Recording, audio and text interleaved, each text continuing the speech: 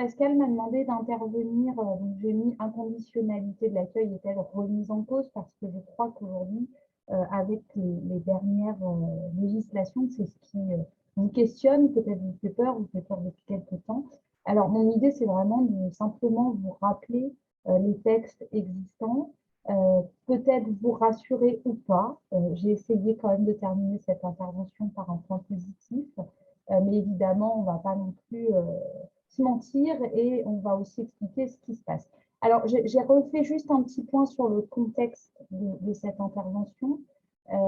Effectivement, en tout cas, à ce qu'on m'en a dit et ce que j'ai bien compris, effectivement, contexte dans le cadre de la préparation de la loi Asile et Immigration, dont vous avez entendu parler. On a eu une première présentation au Sénat, il y a beaucoup de débats parlementaires aujourd'hui qui ont eu lieu et une prévision de première lecture à l'Assemblée en mars-avril 2023. Donc, loi qui n'est pas encore du tout terminée. Par contre, évidemment, il y a eu des instructions dernièrement circulaires.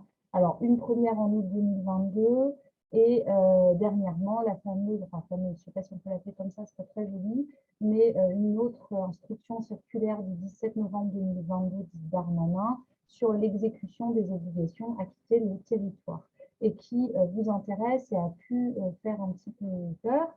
Alors, tout d'abord, je vais rappeler qu'il ne s'agit que d'une instruction, donc ce n'est pas un texte légal réglementaire qui s'impose aujourd'hui, c'est simplement, on va dire, effectivement, une prévision, elle s'adresse au préfet, elle s'adresse au service de police.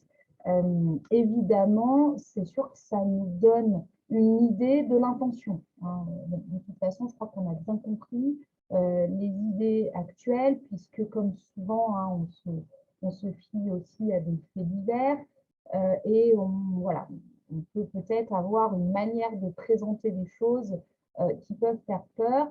J'ai été regarder ce matin par curiosité un petit tuto de 5 minutes du ministère de l'Intérieur sur la préparation de la loi. Bon, effectivement, ce qu'on vous dit, c'est que les chiffres sur les personnes étrangères, il y a eu un rapport qui est sorti dernièrement. On va effectivement vous dire que l'idée et le constat du gouvernement, vous le savez, c'est une augmentation de l'immigration. Et puis, il termine ce petit point en disant qu'il y a une surreprésentation des étrangers dans les actes de délinquance. Donc, c'est un petit peu ce que vous allez entendre. Pour autant, ce n'est pas réel hein, que les personnes sous l'obligation à quitter le territoire sont toutes des personnes qui menacent l'ordre public, vous le savez très bien. Aujourd'hui, l'idée de la loi Asile-Immigration, en fait, c'est en gros de simplifier, selon ce qui est dit, les contentieux, mais c'est surtout de rendre un peu systématique les obligations à quitter le territoire, particulièrement lorsqu'on a refus de séjour ou asile. Et puis, on sent aussi de rendre un petit peu systématique aussi les interdictions du territoire français. Et ça a quand même un impact très important pour les personnes, hein, puisque pour faire une nouvelle demande de séjour avec une interdiction du territoire français lorsqu'on n'est pas reparti, c'est quand même plus compliqué. Et surtout, ces interdictions à la base, tout de même, n'étaient pas censées du tout être systématiques, faites aussi pour des personnes qui menacent encore une fois leur public, qui est loin d'être le cas de toutes les personnes qui ont une obligation à quitter le territoire. Il y a aussi des dysfonctionnements de l'administration, et ça, je pense que pour en reparler, puisqu'il y a eu effectivement la face où il y a participé, hein, semble-t-il, un communiqué de presse aussi qui a été fait là-dessus, hein, qui est aussi sur le site de la page, de la CIMAT, il y a pas mal, donc je vous invite aussi à aller voir ce qui s'est fait. Vous avez le GISTI aussi, hein, qui a fait beaucoup de choses dans le sens où ils ont bien réuni tout ce qui se fait sur cette loi. Ce qui va vous intéresser aujourd'hui, c'est aussi donc, cette circulaire sur l'exécution des obligations à quitter le territoire. Je vous ai mis un petit peu tout ce qu'il y avait dedans, mais pour vous, centre d'hébergement, ce qui vous intéresse particulièrement et peut faire peur, c'est donc la demande d'assignation à résidence systématique avec un suivi rigoureux. Et ce suivi rigoureux, attention, ce n'est pas par vous, gestionnaire, hein, c'est un suivi rigoureux par la police. Et ensuite, vous le savez aussi, des visites domiciliaires possibles. Alors attention, quand même noter lorsqu'il y a trouble à l'ordre public et avec autorisation du juge, hein, parce qu'on ne peut pas faire des visites comme ça, domiciliaires n'importe comment. Vous savez que votre chambre ou en tout cas l'appartement constitue le domicile des personnes, hein, donc effectivement, il y a tout de même besoin d'autorisation pour entrer dans le domicile. Et vous le savez, il est aussi noté des suspensions des droits sociaux.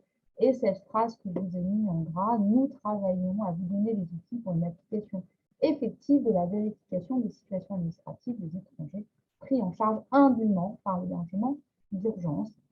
Il y a aussi une histoire de lien avec les bailleurs sociaux, mais ça, je ne m'attarderai pas forcément dessus aujourd'hui. Alors, vous voyez déjà cette phrase. Juste, Adeline, pardon, le son n'est pas évident. Je ne sais pas s'il y a moyen de faire quelque chose ou de te rapprocher peut-être un tout petit peu de ton micro, mais ça grésille un petit peu. Ouais, en te rapprochant un peu. Attends, non, je pense que, excusez-moi, je vais faire tout ça. Alors, j'arrive.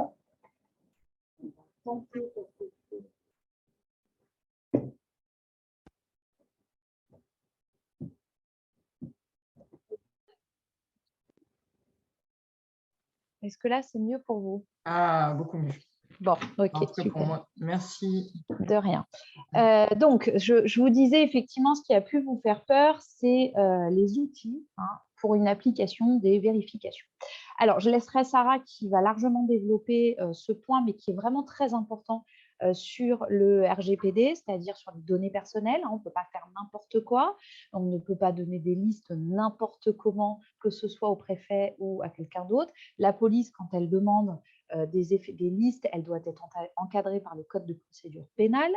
Donc, pour le moment, vous avez cette phrase. Mais cette phrase, en fait, aujourd'hui, elle ne veut rien dire. Elle vient juste vous donner une intention de la loi. On verra ce que la loi prévoit. Je vous rappelle qu'une loi, on peut par ailleurs tout de même saisir le Conseil constitutionnel ou en tout cas saisir aussi des instances type Conseil d'État si c'est sur une circulaire. Donc, pour le moment, il y a cette phrase qui effectivement est loin d'être rassurante, mais il n'y a pas aujourd'hui de texte qui vient modifier ce que vous connaissez dans vos structures. Donc, moi, je voulais vous rappeler tout de même les principes, sans vous faire un cours de droit, mais tous ces principes-là s'appliquent encore aujourd'hui. Ce n'est pas parce qu'il y a une circulaire qui vient dire qu'on va contrôler. Par ailleurs, dans cette phrase, il y a le terme indûment. C'est-à-dire le fait, on a la sensation que finalement, ces personnes n'ont pas le droit d'être dans un centre d'hébergement d'urgence. Alors ça, c'est, vous le savez, faux, en tout cas aujourd'hui, dans notre législation, puisqu'on a une législation qui nous prévoit cette inconditionnalité. Alors l'inconditionnalité en tant que telle de l'accueil, le terme n'est pas un terme qui apparaît dans la loi, c'est un terme voilà, qui apparaît dans de nombreux textes et nombreuses annonces, mais en fait, c'est ce qui traduit la législation. D'accord ? Alors, je ne vais pas tout vous refaire, mais je vous rappelle déjà le principe de dignité humaine. Il ne faut pas oublier que notre gouvernement devra tout de même aussi prononcer, ou en tout cas voter une loi qui doit tout de même aussi correspondre aux principes que je vous rappelle aujourd'hui. Donc, vous avez ce principe de dignité humaine, c'est ce principe-là qu'on va retrouver dans le cadre de l'hébergement, principe qui a été beaucoup fait par aussi la Cour européenne des droits de l'homme. Alors, je vais pas tout vous relire, mais la Cour a rappelé, et là aussi, parce qu'il n'y a pas le principe de dignité en tant que tel, mais la liée au traitement inhumain et dégradant. Donc, vous l'aurez dans ce petit PowerPoint.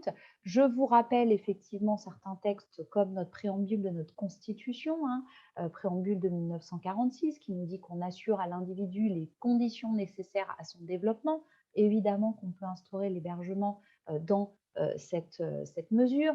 Je vous rappelle l'intérêt supérieur de l'enfant, puisque ça, on ne peut pas le modifier tout de même comme ça dans une loi. L'intérêt supérieur de l'enfant, on doit prendre des décisions qui sont en lien avec l'intérêt de l'enfant, que bien souvent, vous avez des familles avec des enfants aussi qui peuvent se retrouver à la rue. Donc, il faut rappeler aussi cette base textuelle. Maintenant, je vous rappelle aussi les textes un petit peu plus clair, en tout cas qui vous concerne directement, c'est le droit à l'aide sociale. Donc, il faut le rappeler, l'article L111-2 du Code de l'action sociale et des familles vous dit en réalité que les personnes de nationalité étrangère, d'accord, doivent effectivement être admises dans les conditions propres à chaque prestation, d'accord? C'est-à-dire que quand vous avez un texte de loi, il faut toujours regarder dans quel chapitre on se situe. Là, le 111.2, c'est bien le droit à l'aide sociale de manière globale, d'accord? Il est clairement noté ici qu'on y a le droit, en tant que personne de nationalité étrangère, en cas d'admission, par exemple, dans un CHRS. C'est noté clairement, vous le voyez dans cet article. Et qu'ensuite, pour les autres prestations, on va aller vérifier dans les textes et voir si, effectivement, il faut justifier d'un titre. Et là, on vous dit, toutes les autres formes d'aide sociale, on doit justifier d'un titre. Donc, si vous le lisez à contrario, vous comprenez bien que dans le cadre du CHRS, dès le départ, dès l'entrée du code, on vous dit, finalement, il n'y a pas d'exigence de titre de séjour. La commission des aides sociales, à l'époque, il y a pas mal de temps parce qu'elle n'existe plus, l'avait d'ailleurs rappelé dans un cadre d'un CHRS et d'une personne. En fait, vous aviez un CHRS qui avait admis une personne étrangère.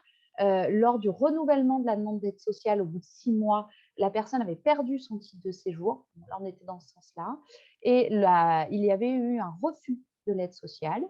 La personne a contesté ce refus. Le CHRS a d'ailleurs s'est mis à ses côtés pour contester ce refus. À l'époque, c'était une commission d'aide sociale et qui a bien rappelé effectivement qu'il ne pouvait pas y avoir un refus de cette aide sociale pour des raisons d'absence de titre de séjour. Donc ça a été rappelé. Ensuite, vous avez le droit d'accès à l'hébergement, ce que vous connaissez certainement bien. Et là, c'est un autre chapitre, et c'est un chapitre qui concerne les centres d'hébergement d'urgence et les CHRS. C'est l'article 345-2-2, toute personne sans abri en situation de détresse médicale, psychique ou sociale a le droit à l'accès à l'hébergement d'urgence. Je vous ai souligné où, ça a été changé en 2014. Avant, c'était « et ». Maintenant, c'est « où ». Ça voudrait dire qu'il n'y a pas besoin de cumuler des critères pour avoir ce droit. Vous ne voyez aucunement inscrit quelque part autre chose que toute personne. Par ailleurs, vous le savez, ces personnes-là ont le droit d'y demeurer. Ça a été une modification importante en 2007 particulièrement et encore modifiée ensuite. Ce texte-là, pour le moment, aucune prévision, en tout cas de ce que j'ai vu, après je ne connais pas tout par cœur, mais aucune prévision de modifier ce texte-là dans le cadre des lois futures. En tout cas, aujourd'hui, on n'a pas de modification prévue, d'accord ? L'asile, je vous ai mis aussi un point, parce que vous pouvez être amené, alors vous peut-être plus, je pense, dans les participants, à accueillir des personnes qui seraient déboutées d'asile, mais en tout cas, vous savez aussi que sur l'hébergement, on a eu pour les personnes asile aussi une directive européenne de 2013 sur les conditions d'accueil, donc en fait qui vient finalement appuyer le besoin d'hébergement comme étant une condition matérielle d'accueil. Je vous ai remis tous les textes, effectivement, du code, cette fois des étrangers et des demandeurs d'asile. Et là, vous pourrez quand même constater, mais encore une fois, j'empiète pas trop sur ce que Sarah dit, que là, ici, on a effectivement un endroit où on nous parle de communication de liste. Là, c'est-à-dire qu'effectivement, c'est intégré dans la loi. Mais attention, le SIAO qui communique à l'OFII, mais on le sait aussi, il peut y avoir le préfet. Et là, on a aussi des communications possibles en cas de violence et donc d'ordre public. Mais c'est clairement prévu par les textes. Alors après, qu'on le critique pas, c'est une chose, mais c'est prévu par les textes. Cette ligne-là, elle n'existe pas dans le Code de l'action sociale et des familles. Ça n'existe pas, ça existe dans le CCEDA, dans ce cadre-là. Donc vous voyez bien, d'ailleurs, ça prouve à quel point il faut d'ailleurs que ce soit prévu par les textes de loi. Alors, quid de est-ce que c'est ça qui va être fait? Je ne peux pas vous le dire, je ne sais pas, mais effectivement. Donc voilà, pour l'asile, les textes, j'avance un peu vite et surtout, Pascal, n'hésite pas à me faire signe quand tu sens que je déborde, parce que je me connais, je peux déborder. Maintenant, la jurisprudence. Donc ça, ce sont les textes, d'accord ? Accueil en hébergement d'urgence, avec ou sans titre de séjour, pas de conditions.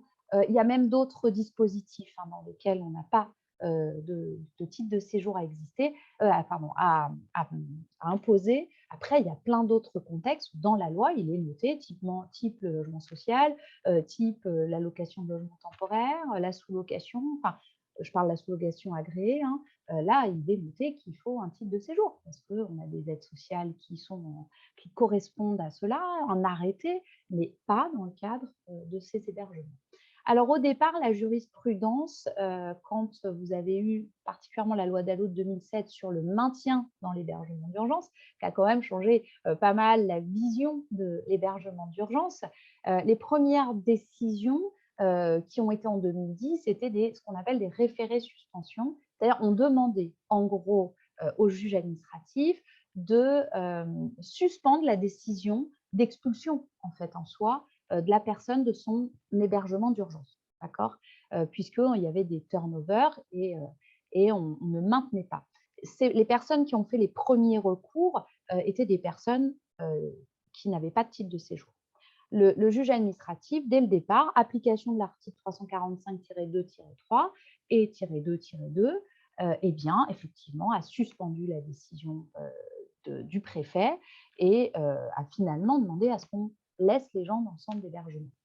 Ça, c'était les premières décisions. La Cour européenne aussi des droits de l'homme, elle, a bien dit attention, le fait de part d'hébergement, ça peut constituer une atteinte aussi à un droit fondamental. Et puis tout doucement, on a été vers un hébergement, le droit à l'hébergement qui est devenu une liberté fondamentale, vous le savez, avec l'arrêt d'Ikonaté du 10 février 2012. Et donc là, ça nous permet finalement, alors c'est un peu voilà, des procédures plus rapides aussi, hein, en référé liberté, mais surtout, c'est vraiment instaurer dans notre droit l'importance, hein, en tant que liberté fondamentale, de l'hébergement et le lier finalement à la dignité humaine. Hein, c'est complètement ça. Hein, c'est lier l'hébergement à la dignité humaine. Et c'est important. Le droit au logement, par exemple, aujourd'hui est un droit fondamental, mais n'est pas une liberté fondamentale, toujours pas. C'est le droit à l'hébergement qui l'est. Donc, on voit bien qu'on ne peut pas le limiter à une catégorie de personnes. On réaffirme ce droit en 2018. Évidemment, il y a un mais. Il y a un mais, et vous le savez, de plus en plus, dans la jurisprudence, eh bien, il y a eu des limitations à cette liberté fondamentale. Alors, l'État va souvent arguer d'une saturation du dispositif, puisque lorsque on va aller au tribunal en disant, voilà, par exemple, je n'ai pas d'hébergement, il va falloir démontrer la carence de l'État. Et l'État, lui, de son côté, va dire, attendez, saturation du dispositif, moi, je fais tout ce que je peux, mais je n'arrive pas à héberger. Alors, pour le moment, la plupart des juges n'ont pas pris en considération cette saturation du dispositif, mais il y a quand même eu des décisions qui l'ont pris en considération, donc on est obligé de faire quand même très attention. Ensuite, il y a les notions. C'est-à-dire, je vous l'ai dit, la loi, c'est où, mais en fait, on se rend bien compte que les juges administratifs ont tendance tout de même à cumuler les conditions de détresse médicale, psychique et sociale et vont examiner, en fait, à chaque fois, c'est très factuel, la gravité de l'état de santé de la personne qui sollicite l'hébergement. Évidemment, l'absence de droit au séjour va jouer, puisqu'on va devoir arguer un peu plus de circonstances exceptionnelles. Et vous le savez, il y a eu malheureusement des décisions où eh bien, il y a eu un maintien de l'hébergement, mais presque le temps de l'expulsion. Les démarches en cours vont être observées. Les enfants, l'âge des enfants, hein, il y a eu des décisions assez dramatiques, hein, où le fait d'avoir 10-11 ans, finalement, c'est pas si grave que ça. Bon, voilà. On doit le dire aujourd'hui. Moi, je ne vous cache pas qu'en tout cas, en tant qu'avocate, je ne fais pas facilement des recours parce que, eh bien, c'est vrai qu'on sait. Alors après, il y a aussi tout type de voilà, mais on sait que on a une difficulté sur ces notions, sur le cumul des conditions de détresse, que ça. Voilà, ça ne veut pas dire que la loi a changé, ça ne veut pas dire que les gens n'ont pas accès à l'hébergement d'urgence, ça veut simplement dire que c'est peut-être l'accès au recours qui peut être plus compliqué, puisqu'effectivement, on a ces notions hein, qui ont été voilà, un peu, pas malmenées, mais en tout cas, on a une jurisprudence qui peut parfois limiter le toute personne. Mais pour finir tout de même sur un point positif, parce que c'est important aussi, dernièrement, là, le 22 novembre 2022, alors, vous avez le tribunal administratif de Rouen qui a tout de même rappelé que le préfet n'avait pas la compétence aujourd'hui d'exclure les étrangers faisant objet d'une obligation à quitter le territoire des dispositifs d'accueil, voilà, d'hébergement en tout cas, dans le cadre de la loi. Donc ça, c'est quand même important. Ça me paraît, et par ailleurs assez juste, hein, puisqu'encore une fois, la loi n'est pas modifiée. Et donc aujourd'hui, il y a toujours cet accès à l'hébergement d'urgence. Donc voilà, ça a été rappelé ici dans cette décision qui est intéressante. Et ensuite, je vais laisser la parole à Sarah, où je pense qu'il faut vraiment vous, dans les demandes qui peuvent vous être peut-être faites, ou qui, je ne sais pas hein, ce qui se passera, faire attention pour le moment aussi à l'importance des données personnelles. Vous êtes détenteur de données personnelles. Vous devez les protéger dans le cadre de la loi, hein, évidemment. Vous ne pouvez pas toujours ne pas répondre. Et je crois qu'il ne faut pas oublier ça, ce qui est quand même très, très important. Voilà, merci.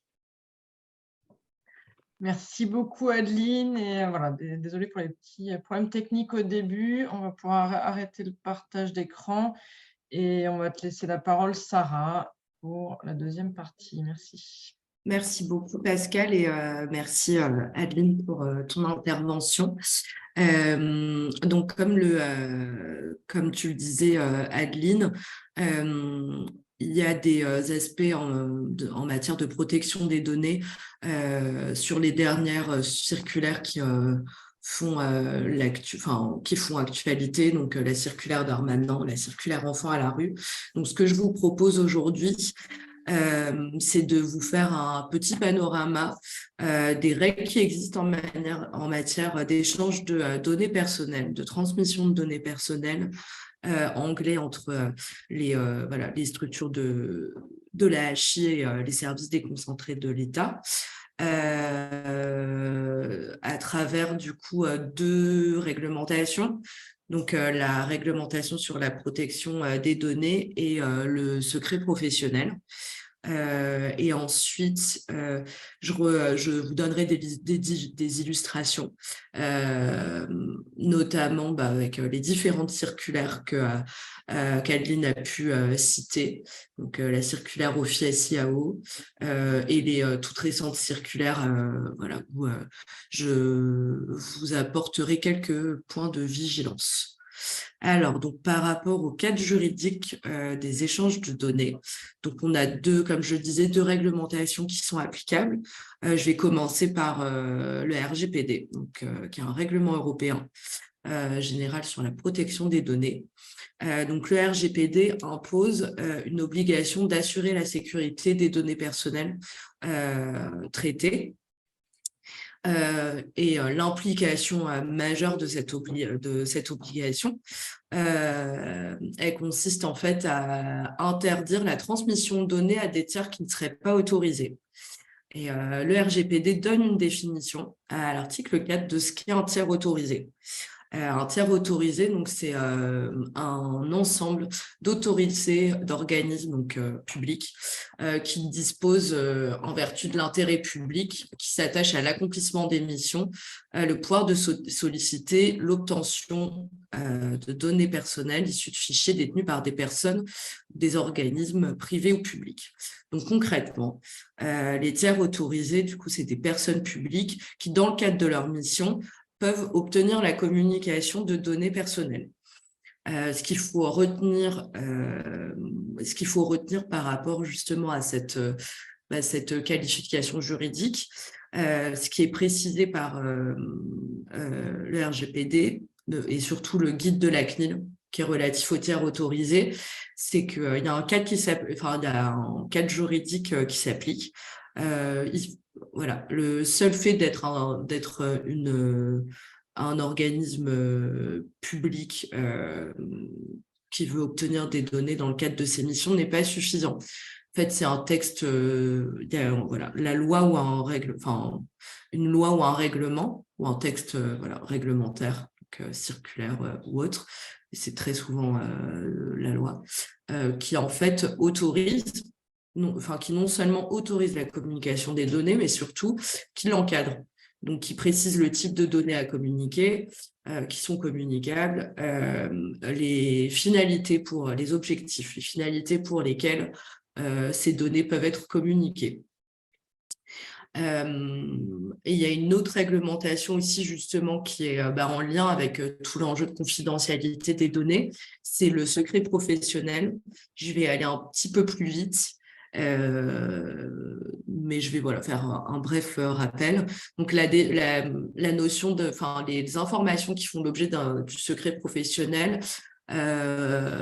sont définies de manière assez large, puisqu'en fait c'est toutes les informations qui concernent une personne qui serait accueillie ou accompagnée, qui serait survenue donc à la connaissance du professionnel et de tout membre du personnel.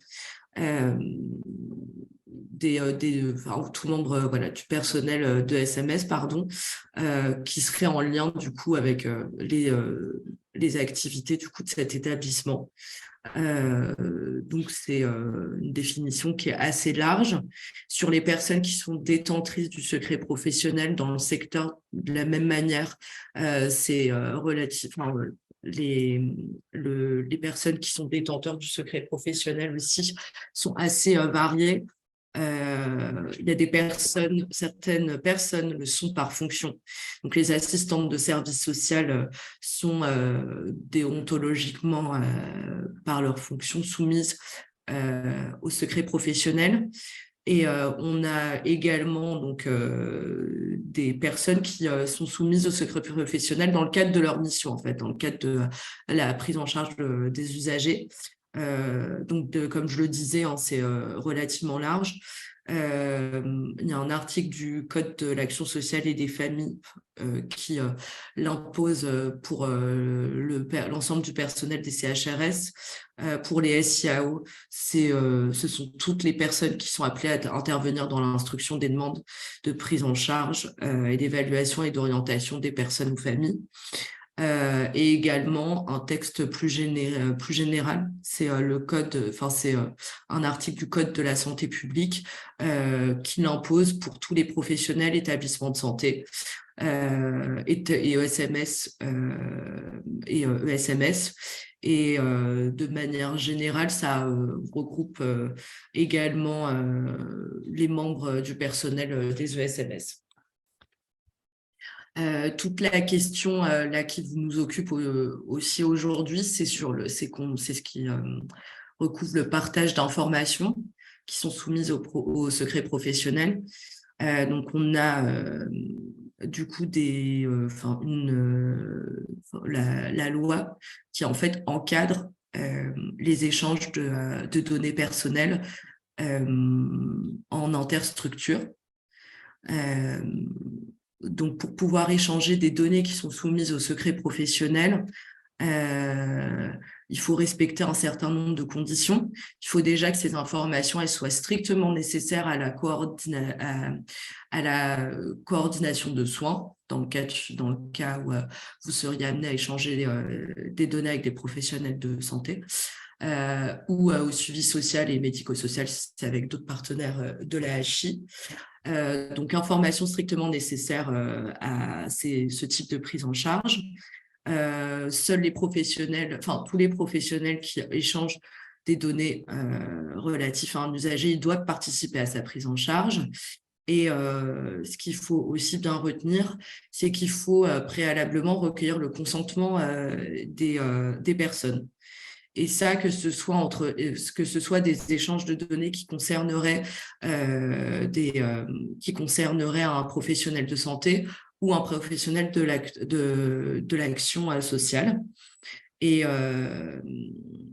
Et ce qu'il faut aussi préciser, c'est que justement, dans les règles générales justement qui concernent la protection des informations relatives aux usagers couvertes par le secret professionnel, les services déconcentrés de l'État ne sont pas inclus dans ce cadre. Je vais du coup poursuivre en illustrant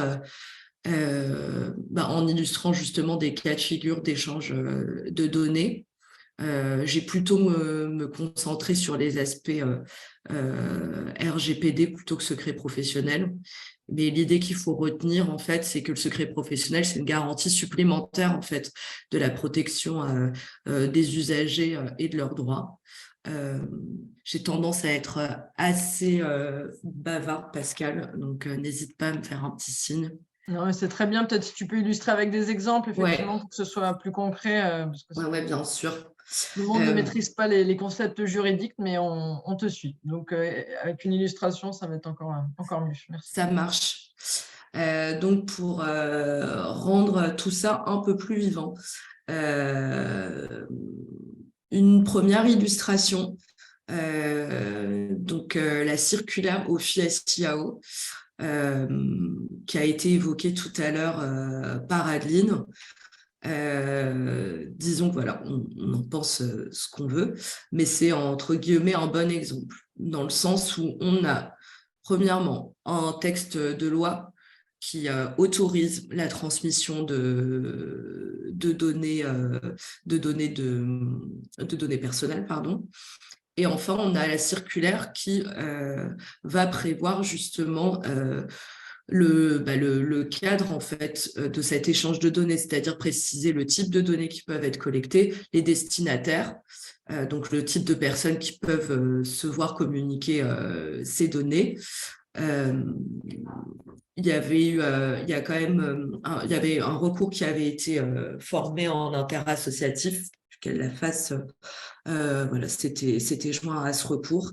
Et dans ce contexte-là, en fait, dans la décision du Conseil d'État, il y a quand même eu des rappels qui ont été faits, des garde-fous justement, qui rappellent en fait les principes clés du RGPD.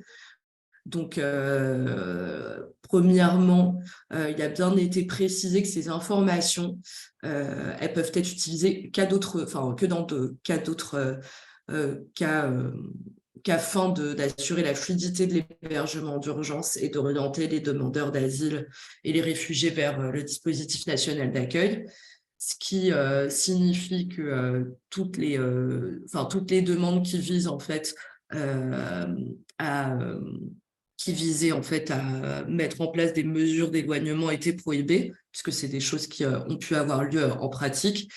Et et j'insiste bien là-dessus, hein, c'est ce que je vous disais tout à l'heure, en fait, c'est que lorsqu'une disposition légale, lorsqu'un texte de loi autorise une transmission de données, il faut que la finalité elle soit vraiment déterminée de manière très précise, elle doit être légitime.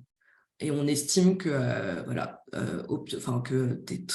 traiter des données dans ce contexte-là à des fins d'éloignement n'est pas une finalité légitime.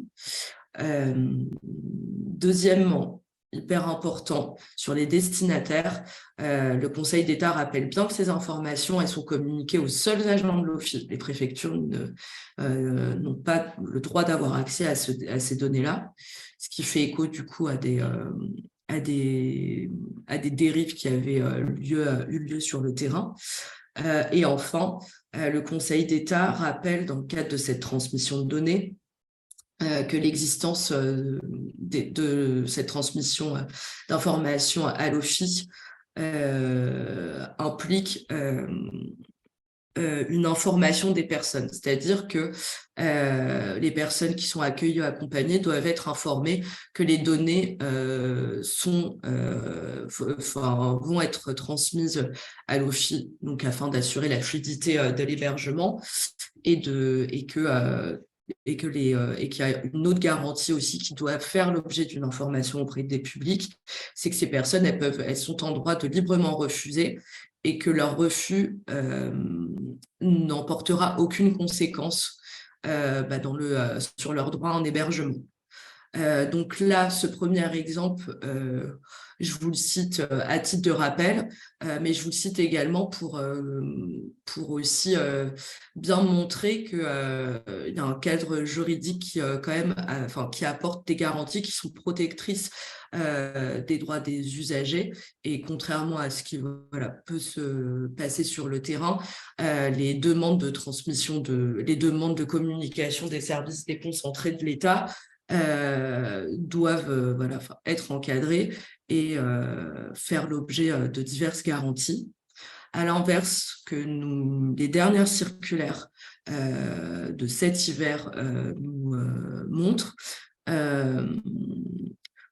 on n'a pas d'encadrement en matière de transmission de données. Et pourquoi est-ce que ça pose difficulté? C'est que même si c'est circulaire, comme le disait Adeline, ça témoigne plus d'une intention qu'autre chose. On a quand même le sentiment que ce qui est demandé du coup au service déconcentré de l'État impliquerait en fait des demandes de transmission de données. Et on a pu constater, en tout cas on a pu avoir des remontées qui nous ont bien indiqué que de telles demandes ont d'ores et déjà lieu. Je vais commencer du coup par la circulaire enfants à la rue du 22 novembre 2022, qui a pour objectif de favoriser, de prioriser une orientation des ménages avec enfants à la rue. Au sein d'un hébergement. Et pour ce faire, il y a notamment des cellules du coup qui réunissent à la fois les acteurs du secteur de l'action sociale et les services déconcentrés de l'État, voilà, réunis en cellules pour pouvoir identifier et traiter les situations le plus rapidement possible. On a pu, voilà, comme je disais tout à l'heure, ça a impliqué des partages de transmission de données, parfois notamment sur la situation administrative des personnes qui, voilà, qui n'a particulièrement pas sa place, compte tenu de la finalité qui est poursuivie. Dans cette circulaire, donc, qui date du 22 novembre, on n'a aucun cadre juridique en matière de partage, en matière de protection des données. Par ailleurs, aucun texte législatif qui autorise la communication de telles données. Donc là, on n'a pas là, on est au-delà du point de vigilance, puisqu'en fait, on a constaté que les partages de nos données ont d'ores et déjà eu lieu. De la même manière, sur une circulaire... Ouais, juste que je vois le temps qui passe aussi. Je ne sais pas, ça va peut-être garder un temps pour les questions, ce qui est déjà moins le cas.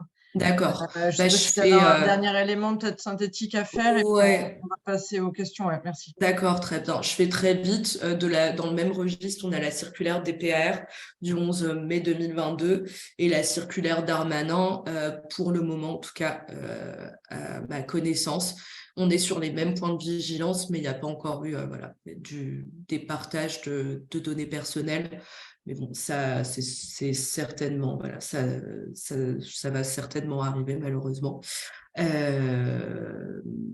Mais bon, vu qu'elle date de novembre 2022, pas suffisamment de recul sur voilà, ce qu'on propose à la fédération, du coup, à la FAS, c'est je vous adresserai du coup un document pour pouvoir saisir la CNIL si vous le souhaitez. Par ailleurs, nous on a un partenariat avec, donc on peut faire le relais aussi et vous appuyer. Aussi bien pour vous mettre en relation avec la CNIL, donc avec le service du coup qui accompagne les acteurs. Ce n'est pas le service, c'est pas le service autorité, c'est pas le service autorité de contrôle. Et puis par ailleurs, voilà, avant d'envisager une éventuelle saisine de la CNIL, on peut aussi vous accompagner sur les échanges que vous pourriez avoir avec les services déconcentrés de l'État, sachant que voilà, ça peut aussi arriver quand on leur apporte des éléments juridiques en fait qui rétropédalent sur des demandes de transmission de données. Voilà, merci pour votre attention, en espérant que voilà, ça vous ait éclairci un petit peu les choses. Merci beaucoup, Sarah. C'est vrai que c'est assez dense, hein, donc on rediffusera bien évidemment les supports pour compléter un peu les informations et être sûr que la clarté. Si je peux me permettre une petite version synthétique de ce que j'en ai compris, alors sans être du tout juriste, mais peut-être c'est que, il y a effectivement une volonté politique de mettre la pression, mais les dernières circulaires ne changent pas aujourd'hui le cadre juridique de l'inconditionnalité. Qu'on a quand même des jurisprudences et un certain cadre qui sécurisent ça, qu'on a aussi tout ce qui est RGPD, tu l'as dit, secret professionnel, qui sont en fait une sécurité qui n'est pas toujours, voire peu utilisée par les structures pour se protéger. Donc, c'est fait pour protéger les gens, mais c'est fait aussi pour protéger les structures.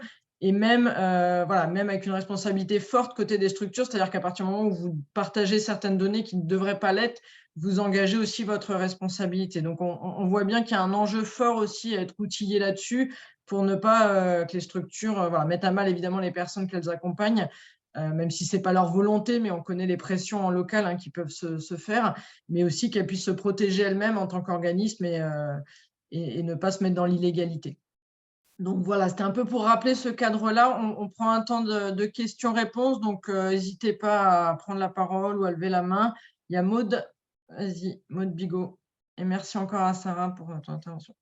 Merci bien pour la présentation. Moi, j'avais une question parce que j'ai pas tout compris sur les autorités N'hésite pas habilitées à te à avoir. présenter, juste présentez-vous, parce que tout le monde. Du coup, je travaille à Alinéa, je suis directrice opérationnelle du pôle veille sociale, donc on va dire principalement sur les équipes de rue. En fait, j'ai pas tout compris sur les autorités